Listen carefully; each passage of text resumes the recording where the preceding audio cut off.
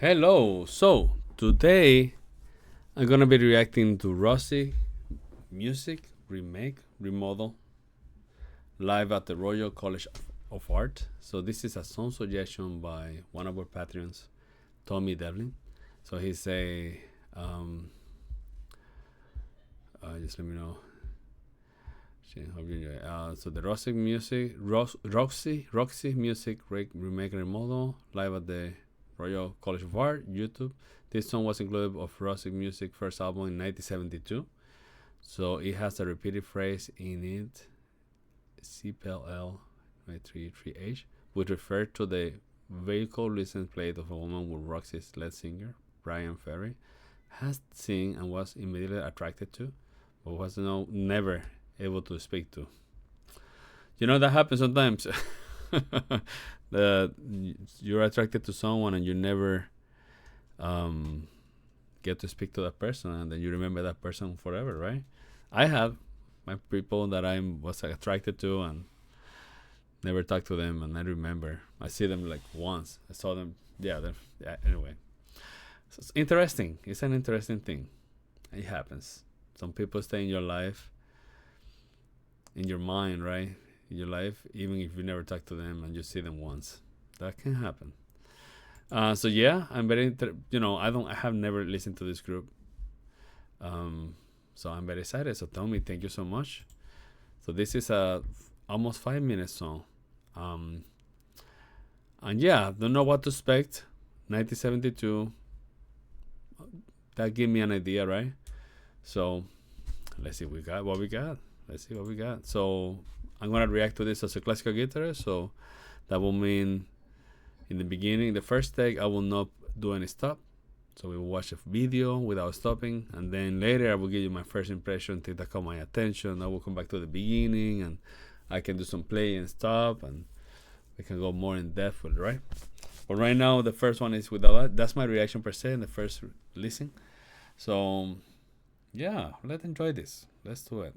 Also, check out my Patreon if you want to have directly song requests or early access to my stuff or guitar tabs. Check out my Patreon. But let's do it. Let's do it.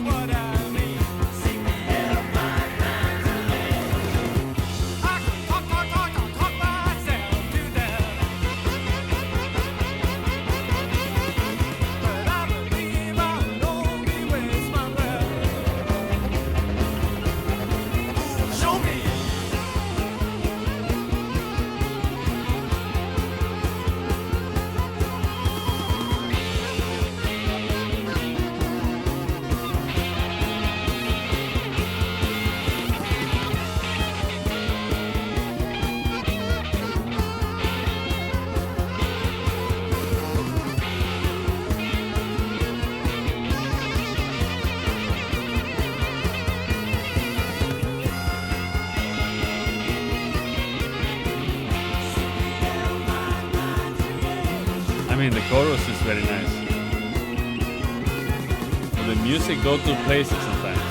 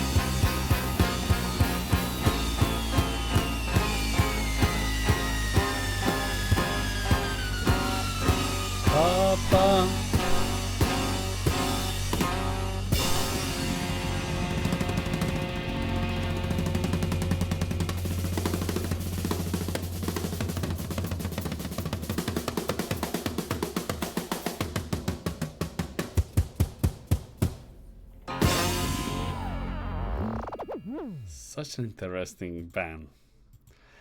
Such an interesting band, I have to say. So obviously, when I hear this song and I see Ian Dury and the Blockheads, is they have any connection? Because it does, especially the piano and the saxophone. It does remind me a little bit of Ian Dury and the Blockheads. I have a feeling that there's like a connection between both of them. But talking about the band, sometimes there is an aspect of there's sometimes an aspect of modern, of psychedelic, I would say, experimental. Why do I have a feeling of psychedelic and experimental? Well, I think because sometimes there's a lot of dissonance. There's a lot of, well, in the song there's a lot of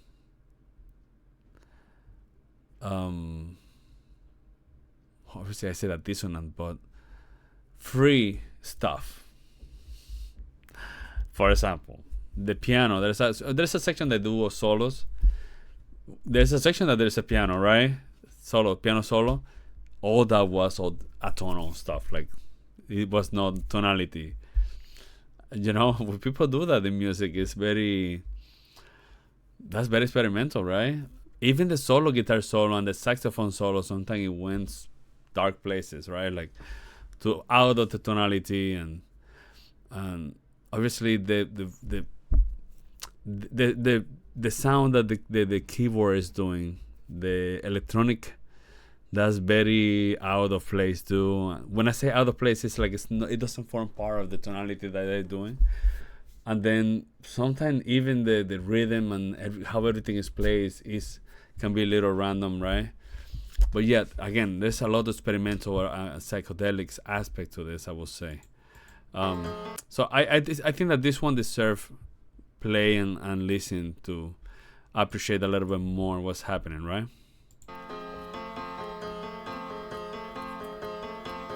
Even the piano here in the beginning, there's a dissonance, type of dissonance and tension here, right? There's a minor second there. We already have some dissonance.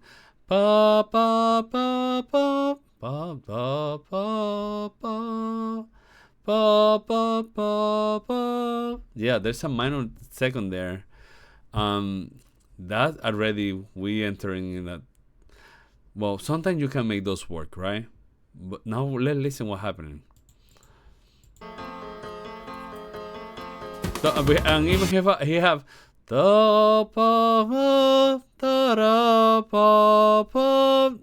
this, yeah. Now we enter to a little bit more rock, right? 70s rock, I would say. A solo, entering with a nice solo tonal, right? And I like how the music begin going chromatically down with everyone. Ta ta pa pa, right? And again, when I heard this saxophone, I was like, oh yes, because I love saxophone in rock bands, right? Obviously, this type of saxophone, especially in the 70s, they tend to be a little bit more tricky, but still it's very nice to hear the saxophone. I have to say, there's not a lot of saxophone in today's rock music, so which is a little sad. Probably that's why I appreciate 80s and 70s. Let me know if you know bands that use saxophone in today's day. I'm pretty sure there's bands that use saxophone.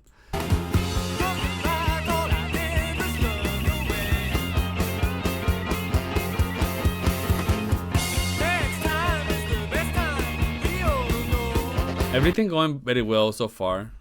Obviously we have that minor second section, right? It's here actually. Right?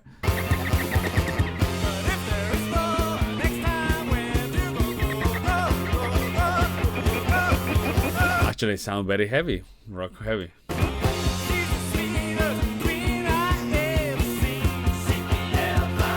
The choir, the chorus. I love it. CPL 593H.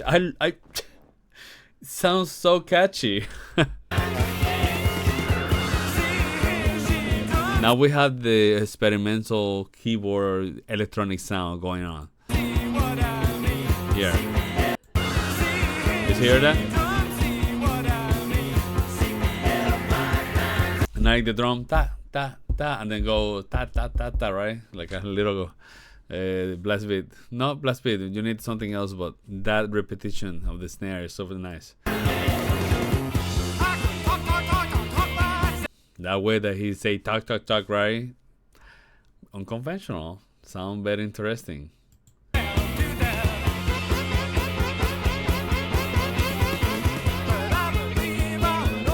Nice.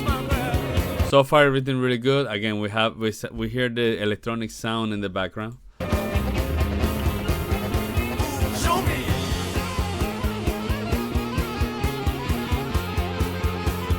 Now here we have the saxophone making a solo, but now this solo is very free, I would say. When I say free, it's like it's a little bit random, right? You hear the saxophone.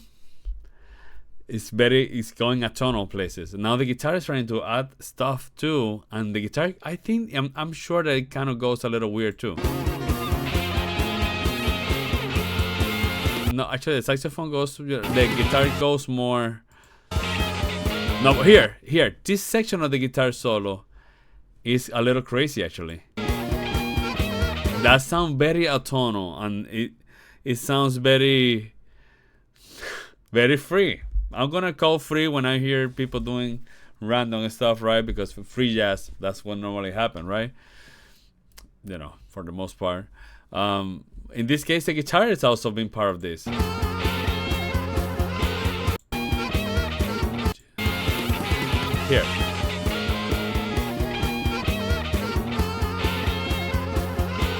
The saxophone now is getting a little bit more tonal, but when they were doing this together, here, you hear two different things, nothing to do with the harmony, and it's kind of sound like a free, right? Free jazz. Not free jazz. It sounds like a. I want to stop saying free jazz. I'm gonna see you say free, right? Yeah, hear that. It's like, but still, some people love it. I have to say, we people that like this type of music, we need that in our mind. We are tired sometimes of just everything being following the rules. Sometimes we like to bend the rules. Some people love the freedom of do whatever they want, and this is the place. And you know, seeing the people like it, we have more than 400Ks, and the song is good. That's part of music. This is part of the music. We need to accept it, right? Free minds do what free things, and we sometimes our brains really need to bend the rules. Sometimes we need to accept that sometimes, you know, a tonal dissonance is part of it. You know, we need it sometimes. Now here it's more tonal, and that's okay. We have our dose of, you know, of crazy stuff. Now it's really nice. And then I love the chorus again.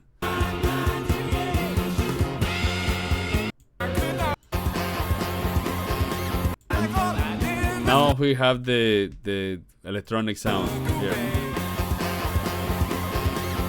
Actually, that sounds weird, but it's the electronic sound sound very harmonically with everything that is happening.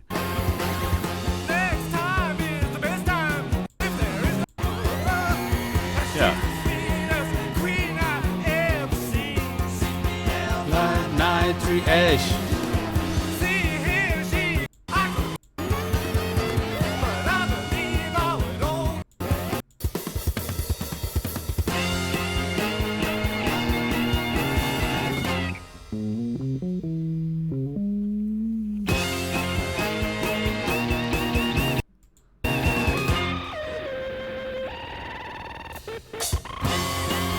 I love that when they had their solo, they continue their solo integrated with everything, and it sounds really nice.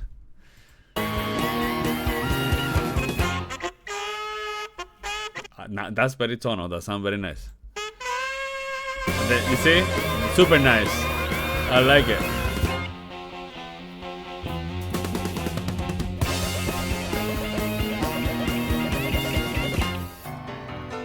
Hear that? You know, that's very atonal, and it's nice.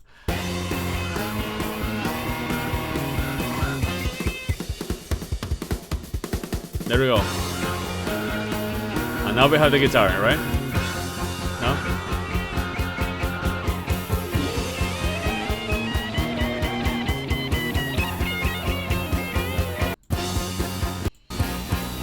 Actually, I like the ending. Actually, the ending, that transition to the end is really good.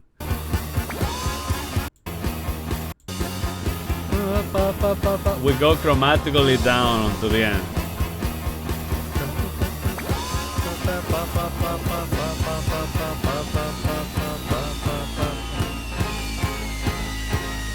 Dos, tres, sí. Pa, pa, tres,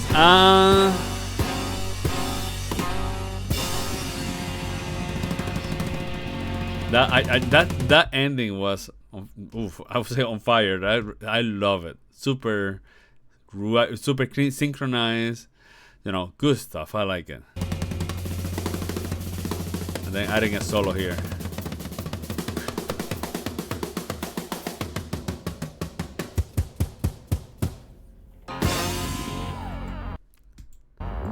Good stuff. Good stuff. Actually, it's heavy. Sounds heavy. And I like it. It bends the rules to traditional rock and roll music, right? I like it. I like to hear stuff that challenge my ears. You know, this band does that. You know, challenge my ears. Every time that I'm trying to make sense of things, I liked it. I like that people sometimes they just do whatever they want in the music, because why do we need to follow a structure? Sometimes it's good to follow a structure. I'm not gonna say that. Sometimes good to have a structure, and sometimes it's good to not have a structure. You know, it's part of what it is. And again, I love when people just are free to do what they do, and they don't need to follow the basic intro, verse. You know what I mean, right? 70s music, there's a lot of experimentation in music, which I'm beginning to like a lot of the 70s and the 80s. Well, I think the 80s things get to have more structure, and then obviously 90s. And the problem with music is that the more the time pass by, the more music get established. But yeah, actually, and I even feel that sometimes we are going a little bit in the crazy part. What I think that's happened, right? The more time goes, the simpler and easy it begins to sound, but at the same time, we have some sub music that also go to the stream than this, right? Also, we have a lot of new artists that are adding new things to music, that are making music being very interesting. And you know what? Music has been evolving for the good and for the bad. Music has been evolving for the craziest and the simplest. I guess that's beautiful. That's beautiful. And what it does is open the horizons more and more and more. And when you see you have where to choose, so many variety of rock, metal stuff. Music expand, and there's gonna be a moment where everything is gonna explode, and something new in music is gonna happen. I don't know if this is related to AI or to electronic, right? But yeah, there's gonna be a moment where we're not gonna be able to expand our experimentation or whatever is happening in music. And when I say expand, the way that I see it, the simpler and extremely crazier, we're doing this. Whoosh. There's gonna be a moment that maybe we're gonna go all around, and we get together and we go to the beginnings. I don't know. Music is an interesting thing, and at the same time, music is a very difficult thing, challenging thing to understand. And as a musician, I always dream to know what is the next thing. I thought that it was microtonal, but microtonal has been here for a long time with the Indian music, right? And the classical music, that was the next thing. Obviously, we had the contemporary atonal music, Schoenberg, but that's becoming very familiar to your ears. I'm talking about, I love that, right? But that's same way, what's going to be the next thing, right? Again, electronic music, what's going to be the next thing that our ears, that 100 years from now or 200 years is going to be the new thing? And then we see everything that we hear now as oh yeah, the same way we see Baroque, classical, romantic music, how people are going to see all our stuff that we have right now. It's going to be, it's a dream for me to know what's going to be the next thing. Yeah. I would love that when I die, even if I die, I would love to know what's the next thing, where music goes. That will be something good to know, right? It is what it is. Anyway, that's what I got. Man, I went super deep. I all the stuff that I told you in the end are things that I'm thinking right for first time, actually. Like, that came out to my mind. I guess that's a vulnerable side of me, right? Like, just imagining. Yes, I have, in the past, I had thought about what music is going to be, but I haven't been able to talk about it in this profound way, right? With this deep, right? Like, the way that I'm talking to you right now is just for me to, yeah, it's very weird, but it's interesting. Anyway, thank you so much for watching the video. Let me know what you think in the comments. See you in the next one. Take care.